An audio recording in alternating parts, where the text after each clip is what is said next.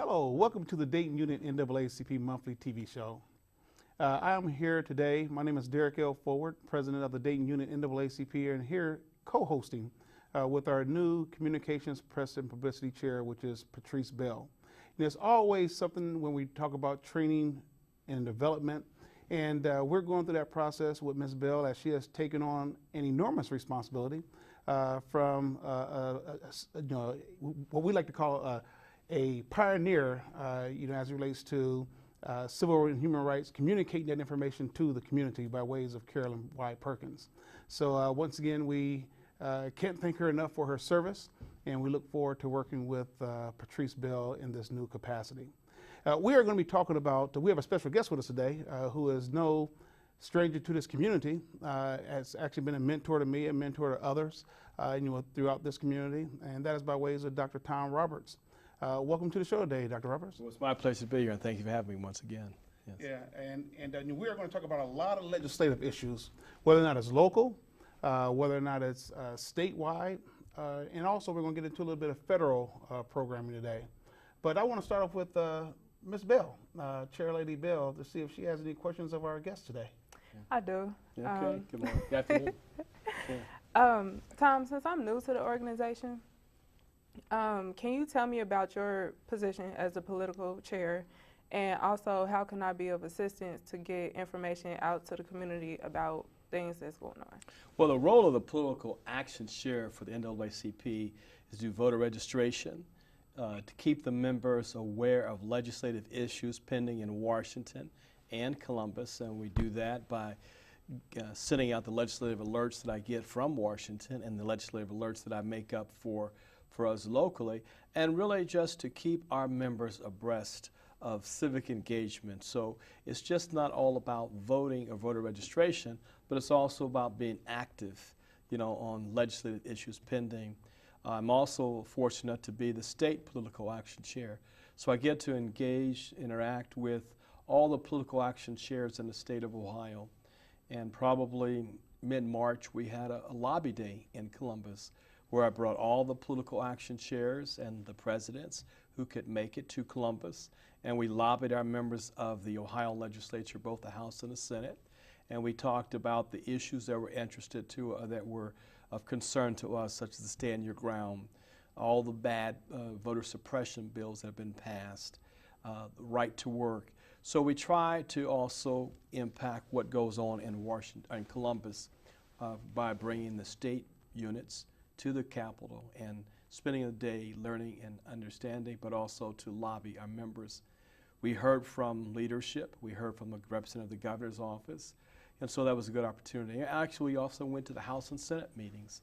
So it gave our members, the political action committees, a great opportunity to see how things are done in Columbus. I was there for 20-some years, so I saw firsthand, but for many of these members, it's the first time they've been to the state capitol.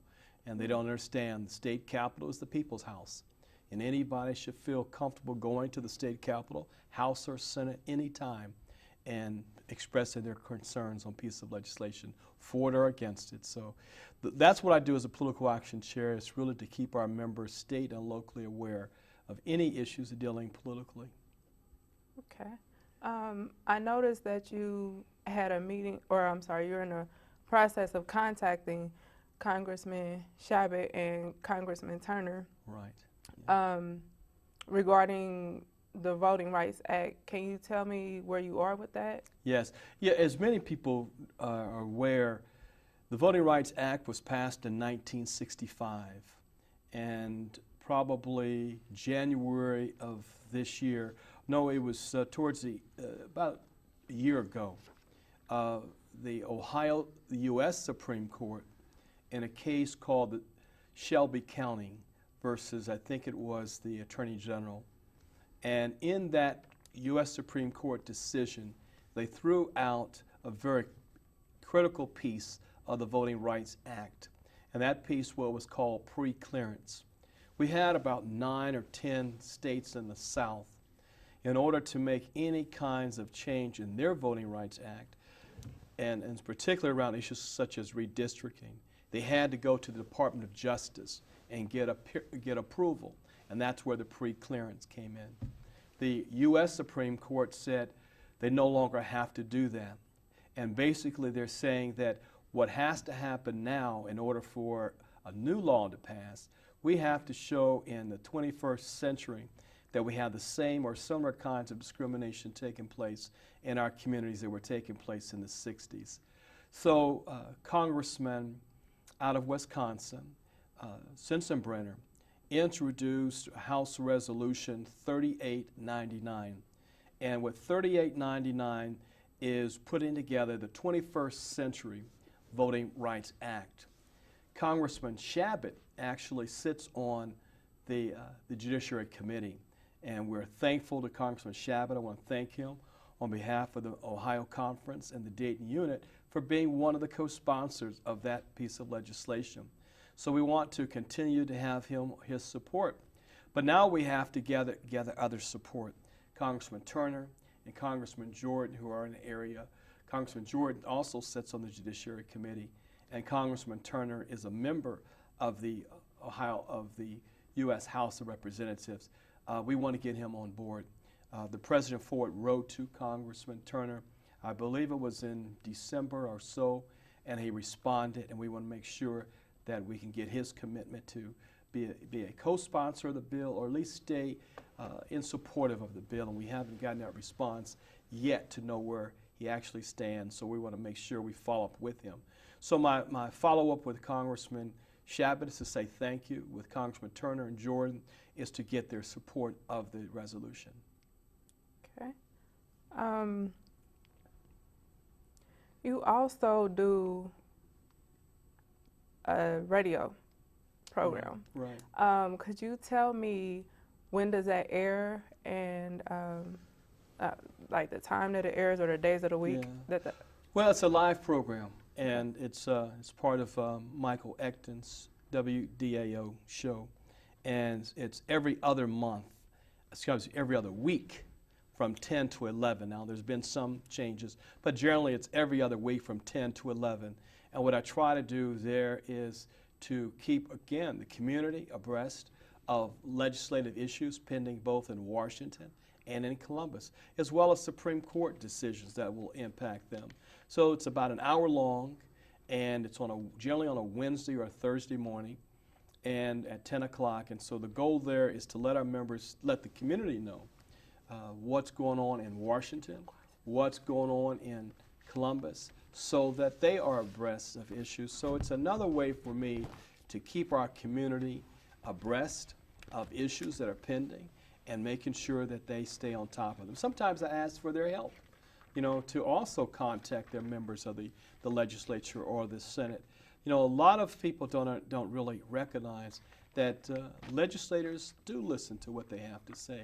And so we have to make sure that people get the understanding that if you write a legislator, they respond. I had a caller about a month ago who said that she contacted her congressman, and he responded. Right. And she was surprised that he did. But I tell people more and more, legislators listen to what people have to say, their constituents have to say, and we have to do a good job in reaching out to them. And so if something is interesting or something is on their mind, then I think we have an obligation to reach out to them. So that's what I do in the radio show, is to try to keep people abreast of what's pending in Columbus and in Washington also. And in addition to our radio show that you do bi-weekly, and then our monthly TV show that you're going to be hosting from this point forward, on a monthly basis. Now we also, people can also follow us on our Facebook page, because a lot of, we understand that people don't like to come to meetings. A lot of people don't like to come to meetings, right, especially the younger generation. But we do know that they are technology savvy on those cell phones, and we really like to keep them updated via Facebook. So we have over 3,000 followers at the present time. Our goal is to attract 10,000 followers by the end of this year. Because if we're able to do that, we're able to keep those individuals civically engaged via social media. It's something that when it's time for the Voting Rights Act, or something that you're going to talk about here shortly, the Ohio Voter Bill of Rights, right. That is just ultimately important, that we're keeping the younger generations encouraged and involved. And one thing that we really need to do a better job at, I think, is to talk to the younger generation and let them break it down from a sports analogy. Because we know that a lot of younger people, they actually go to the basketball games, the football games, supporting their sons and daughters for that fact, because I do believe that there are some female players in the football league, football teams, that if you, from a legislative standpoint, if you are a Democrat, because the NAACP is nonpartisan, I just want to make that very clear. Right. The NAACP is a nonpartisan That's entity.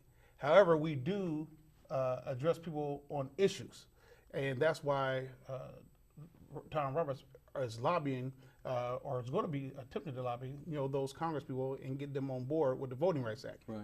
So, but what we want to do is really educate our younger generation, about why it's important to vote at every single election, Right. not just a presidential election, because at the end of the day, if you are just let's just say a football game, and we have a team, and every year you have draft picks, you want to make certain that the people who you draft, the coaches, it's their job to draft. So we want to make certain that the people who you draft are individuals that's going to fit into your program. And once they fit into your program, then year after year, you're going to make certain that during the draft, you're going to get people who fit into your program. So if you are a Republican, you should vote Republican. And this is just a personal opinion. Right. If you're Republican, you should vote Republican. If you're a Democrat, you should vote your whole Democratic ticket, every single election. Because what you'll see is what we've been seeing over the past 4 years, or at least the past 2 years, is a dysfunctional Congress. Right. Because they're not working, they're not all pulling the wagon in the same direction. It's because during the draft, that off-year draft, some of the team members were not elected. Right. So I'd just like to put it in that perspective so that some of our younger generation can understand why it's important to go out and vote in every election. Because if you want your team to be a winner, Right. then you got to draft the right players. I'll try another sports analogy. Okay, all right. I don't like to use sports analogy, but I will. It's almost like the junior varsity team. Okay. The junior varsity team plays the same school that the varsity players play at that night. It could be school A playing school B. Junior varsity plays, then the varsity play, right? But the junior varsity game is just as important to those junior varsity members as the varsity game is. And to say that is to say that we tend to concentrate on the gubernatorial race and the president's race, being the varsity. But the junior varsity being local government, school boards, city commission, township trustees. Those races are just important to those members as it is to the mayor, the state rep, and to the county commissioners. And so for us to say what I often hear people call an off-year election, I don't know what that means to me, because every year is an election, every year is important, and everybody who we are electing, we've chosen to elect that person, him or her, regardless of what party, to make decisions on our behalf.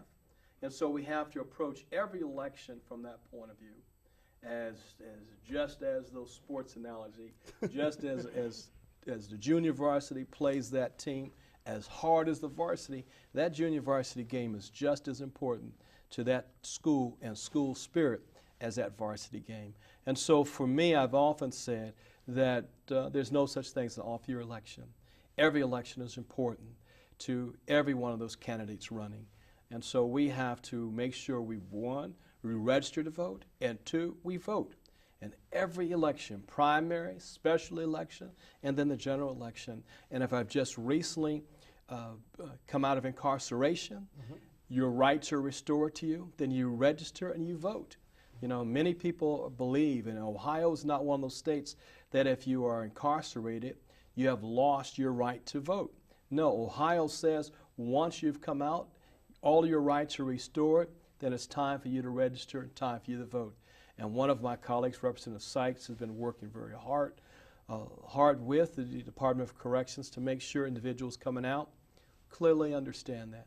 So vote, I can't say vote early and often, but vote when it's time to, and make sure you vote for the people of your choice. And that's going to, I'm going to take that even deeper. Okay. In terms of elections. This year is the Dayton Unit NAACP's election. Yeah. And I want to say that if you are a member of the NAACP, you ought to come out and vote at every biannual NAACP election, because I feel that the president and the officers, the vice presidents, anybody who runs for office within the NAACP, which this year we will turn 99 years old, is a storied institution that is exactly important to me. Mm-hmm. It's extremely important, just like anybody else's election, whether or not it's a county recorder, whether or not it's a mayor, whether or not it's a state senator. The presidency of the NAACP is just important. I just want to make sure that everybody truly understands the oldest, the boldest, the oldest, the boldest, the biggest, the baddest, the toughest, and the roughest, and on and on. Yeah. So with that said, what the NAACP fights for has been fighting for nationally for 105 years is people's right to exercise their right to vote. Right. So talk to us a little bit about, I know you were in attendance last week at the Ohio Voters Bill of Rights rally here in Dayton, Ohio, Bethel Missionary Baptist Church.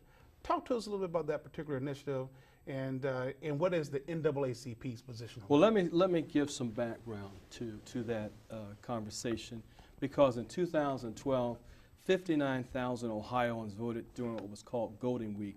And Voting Week was that week where you could register and vote at the same time.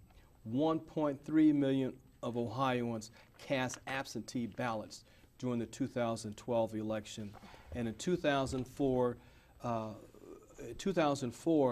Ohio was a poster child for everything that could go wrong on Election Day. And as legislators, we corrected that. So with the legislation that's been passed in these last 2 years, we find ourselves almost in a position to repeat what we did in 2004. Long lines. We've also closed some or reduced the number of voting machines in some precincts. We've already done the closing and the relocation, and people should be used to that.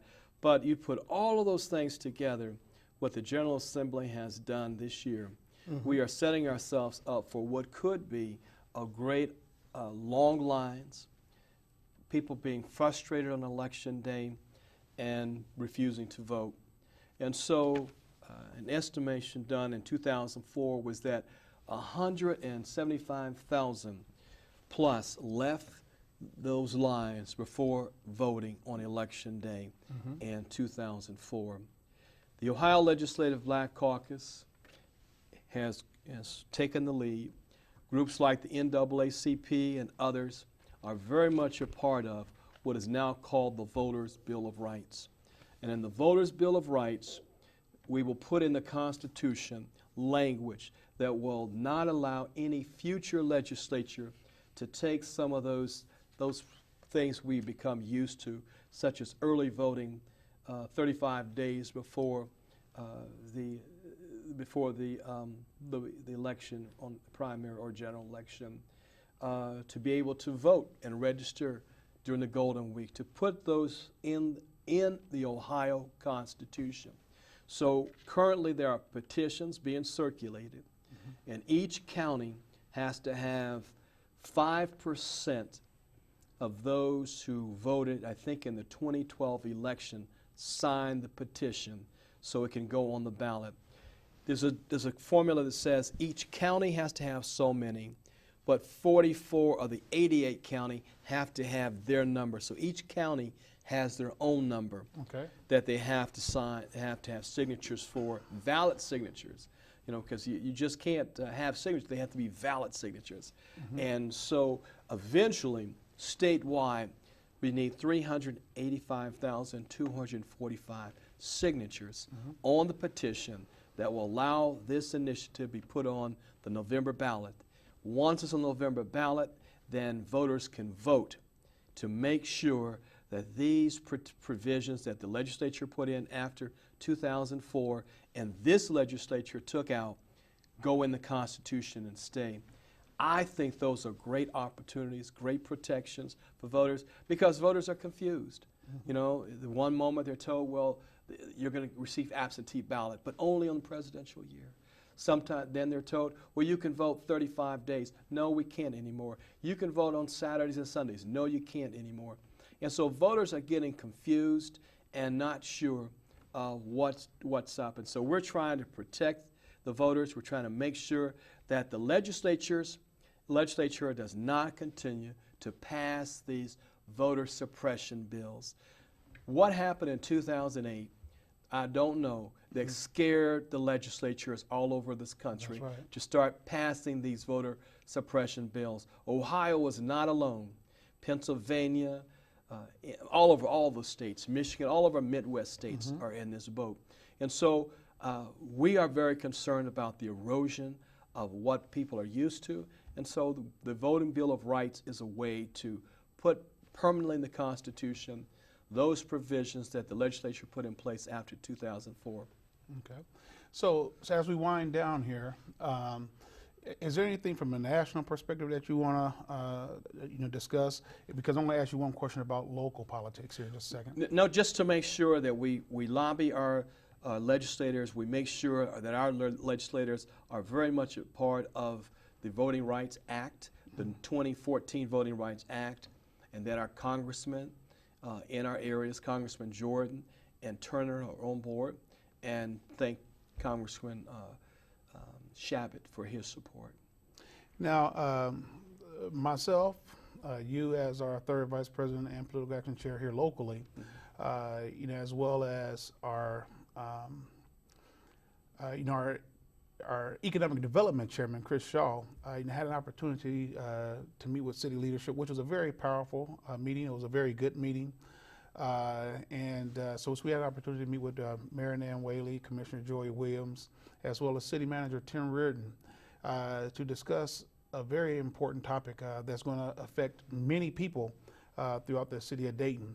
And can you tell the general public about what kind of action the Dayton unit NAACP took on this, and the lasting impact, in reference to not only what action did we take, but how was that action taken? Was it unanimous? Was it a battle? What? Talk to us about that. About that. Thank you. Levy issue 6 will be on the May ballot. We endorsed it unanimously to make sure that our voices were loud and clear. We heard from the city officials, safety, fire and police, and sidewalks and streets were primary. And we want to make sure those services continue. And so we voted unanimously. No one voted against it. And we're very much support and behind Levy 6, issue 6. Absolutely, because the NAACP fought years with labor in terms of sanitation workers and just the simple right to work. So we just want to make it loud and clear that the NAACP endorses fully with no apology. And then we will stand with city leadership to ensure that it gets passed on May the 6th. We will indeed. And so, Chair Lady Bell, with our time remaining, what announcements do you have? All right. Our first one is about the Youth Council. They're going to be at Urban Nights on May 9th. They're going to do voter registration. Also, they're going to have a back to school, stay in school event, and that's going to be August 2nd. And then now, does that also include the Little John Junior Youth Council? Aren't they working together? I believe they have meetings together, the first and the third Saturday of the month. So I believe that's a joint session with both of our youth councils. So the Dayton Youth Council, which is our youth ages 14 through 17 up to 20, if they're in college. And then our Little John Junior Council, which are our youth ages 1 through 13. So basically that back to school, stay in school is a joint representation of both of our youth programs. Thank you for that. Yes, ma'am. And then our president, President Forward, will be honored on May 7, 2014 at the Ohio State House for his outstanding leadership, for being awarded the Rupert Richardson Memorial Award. Memorial Leadership Award is that? Memorial Leadership Award Mm-hmm. out of 2,200 local presidents throughout the nation. The proclamation was sponsored by State Representative Fred Strayhorn. And then you can speak about your baby, which is the Freedom Fund Banquet. Yeah, in the Freedom Fund Banquet, first of all, I want to take this opportunity to thank State Representative Fred Strayhorn. When I received the email saying that they were going to honor me at the State House, really made me tremble, because, I don't do this work for any kind of prestige or anything like that. I do it because it's right here. The Lord has given me certain knowledge, skills, and abilities to help other people. And that's why we all do the work. It's because he has provided us with certain knowledge, skills, and abilities to help people. So I just want to thank State Representative Fred Strayhorn for even thinking about me in that capacity. In reference to our Freedom Fund Banquet, which will take place on Friday, October 24th, 2014, we will have the Honorable Merle Evers-Williams as our keynote speaker this year. To have a giant of a woman as that and to be able to stand through the test of time as she did, to watch her husband get murdered right in front of her eyes, her and the children's eyes, inside of their inside of his driveway. Medgar Evers, I'm quite certain that people know that name, Medgar Evers. So to be able to have her to come in and be our keynote speaker, is really going to be a breath of fresh air, and to be able to bring a national perspective throughout this nation about race inside of our country. Thank you, sir. In closing, if anyone wants to connect to us, our office is located at 1528 West Dr. Martin Luther King Jr. Way. We are open Monday through Friday from 10 a.m. to 2 p.m. Our phone number is 937-222-2172. Our website is NAACPDayton.org, and our Facebook page is Dayton Unit NAACP. The final thing I want to close with is our founding blueprint, and our mission of the National Association for the Advancement of Colored People is to ensure the political, educational, social, and economic equality of rights of all persons, and to eliminate racial hatred and racial discrimination. Thank you, Dr. Roberts, for coming. Thank you for having me once again. Thank you all.